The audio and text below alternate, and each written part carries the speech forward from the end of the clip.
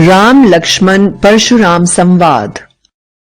इस संवाद के कवि तुलसीदास जी हैं। उनका जन्म सन 1532 में सोरों शूकर क्षेत्र, जिला कासगंज, वर्तमान में एटा, उत्तर प्रदेश में हुआ। तुलसीदास जी जीवन के प्रारंभिक वर्षों में ही माता पिता से दूर हो गए थे। लोगों का मानना है कि गुरु कृपा से उन्हें राम भक्ति का मार्ग मिला। राम भक्ति परंपरा में तुलसी का योगदान अतुलनीय है। रामचरितमानस अनन्य राम भक्ति और उनके सृजनात्मक कौशल का मनोरम उदाहरण है। रामचरितमानस उत्तरी भारत की जनता के बीच बहुत लोकप्रिय है। मानस के अलावा कवितावली, गीतावली, दोहावली, कृष्ण गीतावली, विनय पत्रिका आदि उनकी प्रमुख रचनाएं हैं। तुलसीदास जी का अवधी और ब्रज दोनों भाषाओं पर समान अधिकार था। तुलसी ने रामचरितमानस की रचना अवधी में और विनय पत्रिका तथा कवितावली की रचना ब्रज भाषा में की।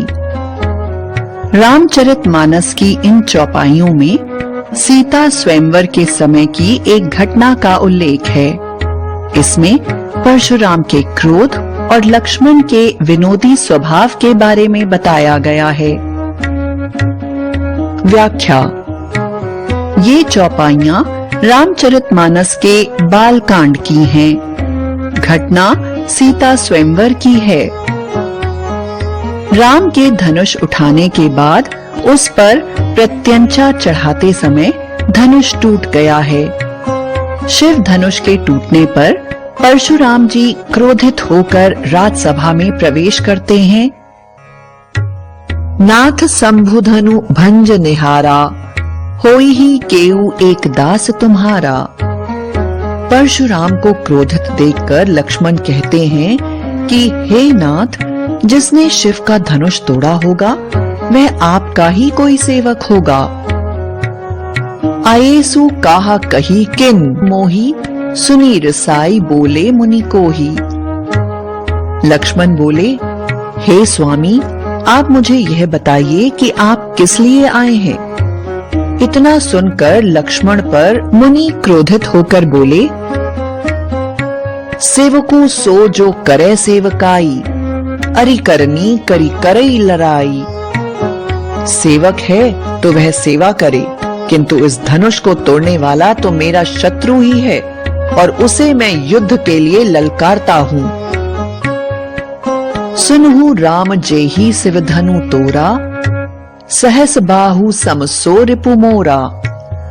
सुनो राम, जिसने भी यह शिव धनुष तोड़ा है वह सहस बाहु के समान मेरा दुश्मन है। सो बिलगाई बिहाई समाजा, न त मारे जय ही सब राजा। जिसने भी यह शिव धनुष तोड़ा है वह सभी राजाओं से अलग होकर खड़ा हो जाए, अन्यथा सभी राजा मेरे हाथों मारे जाएंगे। सुनी मुनि बचन लखन मुसुकाने, बोले परसु धर ही अवमाने। परशुराम जी के वचन सुनकर लक्ष्मण मुस्कुराए। मुनि का उपहास करते हुए बोले, बहु धनु ही तोरी लरिकाई, कबहू न असी रस कीन्ही कोसाई। मैंने तो बचपन में ऐसे अनेक धनुष खेलते हुए तोड़े हैं, परंतु तब तो किसी मुनि ने मुझ पर क्रोध नहीं किया। रे नृप बालक काल बस बोलत तो ही न संभार, धनु ही सम त्रिपुरार धनु विदित सकल संसार। अरे राजपुत्र, तुम अपना मुख संभाल कर क्यों नहीं बोलते? लगता है तुम मरना चाहते हो। यह कोई सामान्य धनुष नहीं, अपितु यह शिव का धनुष है, जिसके बारे में सारा संसार जानता है। लखन कहा हसी हमरे जाना, सुनहु देव सब धनुष समाना। का छति लाभू जून धनु तोरे, देखा राम नयन के भोरे। लक्ष्मण हंसते हुए, हमारे लिए तो सभी धनुष एक समान है। एक धनुष के टूट जाने से क्या हानि हो गई? ऐसा कहते हुए लक्ष्मण को राम तीखी भौहों से देख रहे हैं। छुअत टूट रघुपति हूँ न दोसु, मुनि बिनु काज करई कतरोसु। लक्ष्मण हंसते हुए, यह धनुष तो श्री राम के छूने मात्र से ही टूट गया, आप बिना मतलब के गुस्सा कर रहे हैं। बोले चिते परसु की ओरा, रे सठ सुने ही सुभाव न मोरा। बालको बोली बधाओ नहीं तो ही, केवल मुनि जड़ जान ही मोही। परशुराम अपने फरसे की ओर देखकर, शायद तुम मेरे स्वभाव से परिचित नहीं हो। मैं बच्चा समझकर तुम्हारा वध नहीं कर रहा हूँ। तुम मुझे कोई साधारण मुनि समझने की गलती कर रहे हो। बाल ब्रह्मचारी अति कोही, विश्व विदित क्षत्रिय कुल द्रोही। भुजबल भूमि भूप बिनु कीन्ही, विपुल बार महिदेवन दीन्ही। मुझ बाल ब्रह्मचारी व अत्यंत क्रोधी को सारा संसार क्षत्रिय कुल विनाशक के रूप में जानता है। मैं अपनी भुजाओं के बल से धरती को अनेक बार क्षत्रिय रहित कर चुका हूँ। सहस बाहु भुज छेद निहारा, परसु बिलोकु महीप कुमारा। मातु पित ही जनि सोच बस करसी, महीस किशोर। गर्भन्न के अर्भक दलन, परसु मोर अति घोर। मैंने सहस बाहु को बुरी तरह मारा था। मेरे फरसे को देख लो, नहीं तो तुम्हारे माता पिता को बहुत पीड़ा होगी।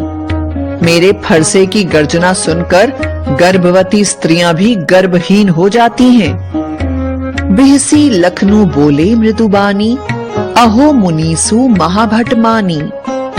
पुनि पुनि मोही दिखाव कुठारू, चहत उड़ावन फूंकी पहारू। लक्ष्मण हंसकर बोले, थोड़ा प्यार से बोलते तो मैं जान पाता कि आप महान योद्धा हैं।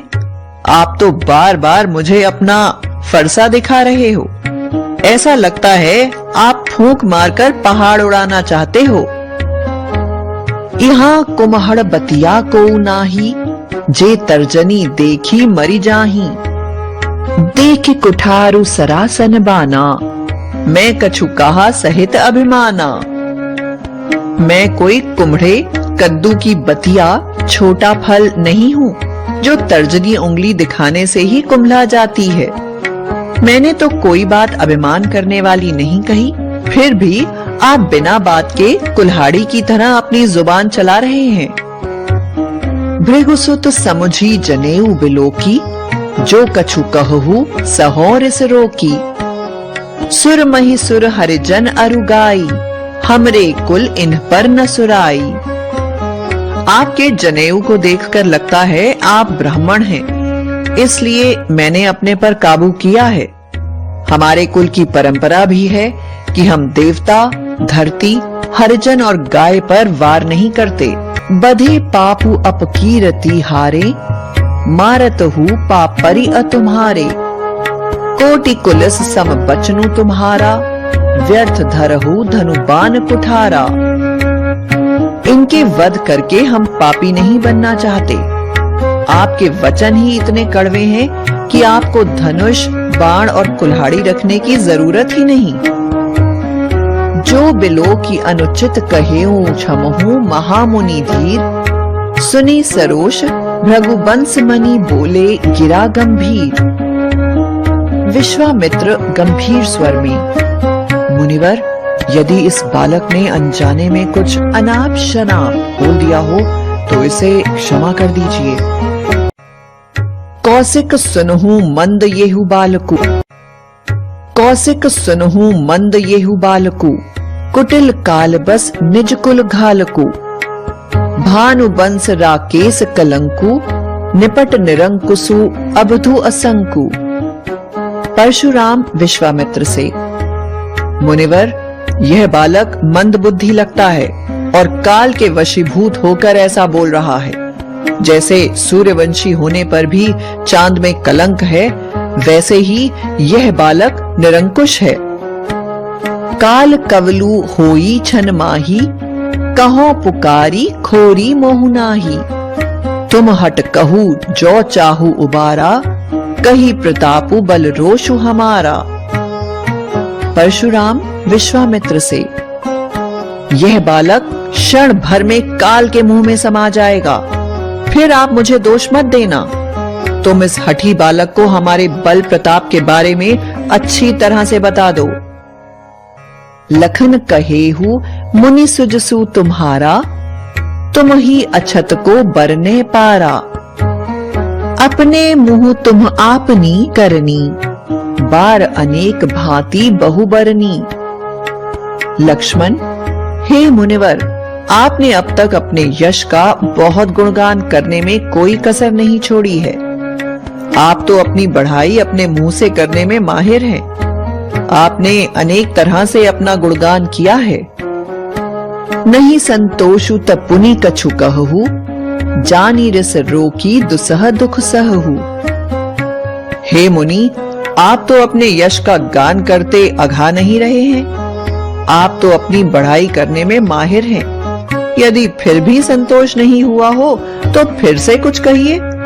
मैं अपनी झल्लाहट को पूरी तरह नियंत्रित करने की कोशिश करूंगा। वीर व्रती तुम धीर अछोभा, गारी देत न पावहु शोभा। हे मुनिवर, वीरों को अधैर्य होना शोभा नहीं देता और वे गाली देते हुए तो बिल्कुल भी अच्छे नहीं लगते। सूर समर करनी करही, कही न जना वही आपू। विद्यमान रन पाई रिपु, कायर कतही प्रतापू। हे मुनिवर, जो वीर होते हैं वे व्यर्थ में अपनी बड़ाई नहीं करते, बल्कि अपनी करनी से अपनी वीरता को सिद्ध करते हैं। वे तो कायर होते हैं जो युद्ध में शत्रु के सामने आ जाने पर अपना झूठा गुणगान करते हैं। तुम तो कालू हाक जनु लावा, बार बार मोहि लागी बुलावा। सुनत लखन के बचन कठोरा, परसु सुधारी धरेउ कर घोरा। लक्ष्मण के कटुक वचन को सुनकर परशुराम को इतना गुस्सा आ गया कि उन्होंने अपना फरसा हाथ में ले लिया और उसे लहराते हुए बोले कि तुम तो बार बार मुझे गुस्सा दिलाकर मृत्यु को निमंत्रण दे रहे हो। अब जनी दे दो सुमोहि लोगु, कटुबादी बालकु बध जोगु। बाल बिलो की बहुत मैं बाचा, अब ये हूं मरनिहार भासाचा। अब मुझे कोई दोष मत देना। अब यह कटुवादी बालक वध के योग्य है। मैं अब तक इसे बच्चा समझकर बचा रहा था, परंतु अब यह मरने योग्य है। कौशिक कहा क्षमई अपराधु, बाल दोष गुन गुन ही न साधु। खर कुठार में अकरुन को ही, आगे अपराधी गुरुद्रोही। विश्वामित्र ने कहा कि हे मुनिवर, साधु लोग तो बालक के गुण दोष की गिनती नहीं करते हैं, इसलिए इसके अपराध को क्षमा कर दीजिए। परशुराम ने उत्तर दिया कि यदि सामने अपराधी हो तो खर और कुल्हाड़ी में जरा सी भी करुणा नहीं होती है। उत्तर देत छोड़ो बिनु मारे, केवल कौशिक सील तुम्हारे। न त ये ही काटी कुठार कठोरे, गुर ही उरिन होते ऊं श्रम थोरे। हे मुनिवर, इस अपराधी को मैं आपके शील स्वभाव के कारण छोड़ रहा हूँ, अन्यथा इस कुल्हाड़ी से मैं इसका काम तमाम करके बिना किसी परिश्रम के गुरु ऋण से मुक्त हो जाता। गाधी सुनू कहा हृदय, हसी मुनि ही हरियरे सूझ। अय मैं खांड न ऊख मैं अजहूं, न बूझ अबूझ। परशुराम की बातें सुनकर विश्वामित्र मन ही मन से हंसे और सोच रहे थे कि इन्हें ये बालक हरे भरे खेत से सहज लग रहे हैं। यह जानते नहीं हैं कि परशुराम, जिन्हें गन्ने में भरे गुड़ की तरह मीठे लग रहे हैं, वे दरअसल में फौलाद की बनी तलवार के समान अत्यंत वीर और पराक्रमी हैं। कहे लखन मुनि सीलु तुम्हारा, को नहीं जान विदित संसारा। माता पितहि उरिन भय नीके, गुरु रेनु रहा सोचु बड़ जी के। हे मुनि, आपके पराक्रम के बारे में कौन नहीं जानता। आपने अपने माता पिता के ऋण को तो उनकी हत्या करके चुकाया था, और अब आप अपने गुरु ऋण की बात कर रहे हैं। सो जनु हमरे ही माथे काढ़ा, दिन चली गए ब्याज बड़ बाढ़ा। अब आनी अव्यवहारी आ बोली, तुरत देऊं मैं थैली खोली। हे मुनिवर, इतने दिन का ब्याज जो बढ़ा है गुरु के ऋण का, वो भी आप मेरे ही मत्थे डालना चाहते हैं। अच्छा होगा कि आप कोई व्यवहारिक बात करें, तो मैं थैली खोलकर आपको ब्याज और मूलधन दे दूंगा। सुनी कटु वचन कुठार सुधारा, हाय हाय सभा पुकारा। लक्ष्मण के कड़वे वचन सुनकर परशुराम ने मारने के लिए कुल्हाड़ी उठा ली। सारी सभा हाय हाय चिल्लाने लगी। भृगुवर परसु देखा बहु मोही, विप्र बिचारी बचो नृपदोही। परशुराम के हाथ में फरसा देखकर लक्ष्मण ने कहा, आप मुझे बिना वजह के फरसा दिखा रहे हो। मैं आपको ब्राह्मण समझकर छोड़ रहा हूँ। मिले न कब हो सुभट रन गाढ़े, द्विज देवता घर ही के बाढ़े। लगता है आपका सामना युद्ध में किसी सच्चे योद्धा से कभी नहीं हुआ। आपका सामना तो ब्राह्मण और देवताओं से ही हुआ होगा। अनुचित कही सबू लोग पुकारे, रघुपति सब नहीं लखनऊ ने वारे। लक्ष्मण के वचन सुनकर सभा में उपस्थित लोग अनुचित अनुचित कहकर चिल्लाने लगे। तब राम जी ने लक्ष्मण को स्नेह से देखकर शांत होने के लिए कहा। लखन उत्तर आहुति सरस, भृगुबर कोपु कृसानु। बढ़त देखी जल सम वचन बोले, रघुकुल भानु। लक्ष्मण के उत्तर परशुराम के क्रोध की अग्नि में आहुति का काम कर रहे थे। जब राम ने देखा कि लक्ष्मण के व्यंग से परशुराम का गुस्सा अत्यधिक बढ़ चुका था, तो उन्होंने उस आग को शांत करने के लिए जल जैसी ठंडी वाणी निकाली। आइए इस पाठ का हम गहराई से विश्लेषण करते हैं। मुख्य भाव। इस पाठ में परशुराम को अति क्रोधी रूप में दिखाया गया है। क्रोध हमेशा ही विनाशक रहा है, जबकि शांति चित्त स्वभाव सुख कारक होता है। तुलसी अपने रामचरितमानस से पूरे उत्तर भारत में प्रसिद्ध हुए। उन्होंने अपने साहित्य में जन भाषा का प्रयोग किया है, जो अवधी और ब्रिज दोनों का सम्मिश्रित रूप है। रामचरितमानस का मुख्य छंद चौपाई है तथा बीच बीच में दोहे, सोरठे, हरि गीतिका तथा अन्य छंद पिरोए गए हैं। मानस की गेयता इसके प्रसिद्धि का सबसे बड़ा कारण बनी। मुख्य बिंदु। यह रामचरितमानस के बाल कांड से उद्धृत है। सीता स्वयंवर में राम द्वारा धनुर्भंग से क्रोधित परशुराम के लक्ष्मण पर कोप का वर्णन है।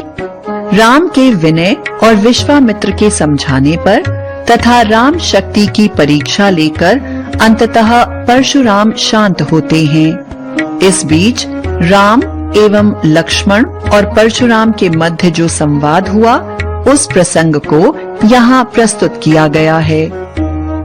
परशुराम के क्रोधपूर्ण वचनों का उत्तर लक्ष्मण के व्यंग वचनों से मिलता है। इस प्रसंग की विशेषता है लक्ष्मण की वीर रस से भीगी व्यंग्योक्तियां और व्यंजन शैली की सरस अभिव्यक्ति। पाठ में आए कुछ कठिन शब्दों के अर्थ देखते हैं। अब हम पाठ में प्रयुक्त कुछ शब्दों के विलोम रूप देखते हैं। उपसर्ग उस शब्द या अव्यय को उपसर्ग कहते हैं जो कुछ शब्दों के आरंभ में लगकर उनके अर्थों का विस्तार करता है या उनमें कोई विशेषता उत्पन्न करता है। पाठ में आए कुछ उपसर्ग वाले शब्दों के उदाहरण देखते हैं।